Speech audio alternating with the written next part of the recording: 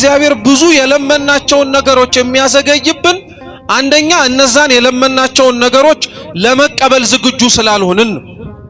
የትኛውም ሰው እኮ እጁ በቆሸሸበት እህል አንስቶ አይበላም። መጀመሪያ ምኑን የሚናጸው እጁን ይታጠባል። እንዲሁ ሁሉ እግዚአብሔርን ለለመነው ስጦታ ሁሉ ስጦታውን ለመቀበል የሚያስችል ማንነትም ለማቀበል የሚያስችል ስብዕናም ጭምር ከሌለን ያንን እግዚአብሔር እስኪያስተካክልና እስኪገነባ ድረስ የምንለምነውን ነገር ላይሰጠን ይችላል። ሁለተኛው የጠየቅነው ነገር በጣም ሊዘገይብን የሚችለው በኃጢአት ነው። እስራኤላውያን ምክንያቱ ይህ ነበር። አንዴ ጣዖት ሲያመልኩ፣ አንዴ ለፈለጉት ነገር ሲገዙ፣ አንዱ ደግሞ እግዚአብሔር ላደረገላቸው ነገር ምስጋና ቢስ ሲሆኑ። ምን ሲሆኑ አልኳችሁ?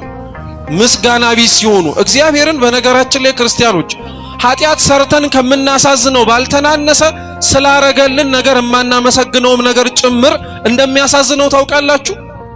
እውነቴን እንምላ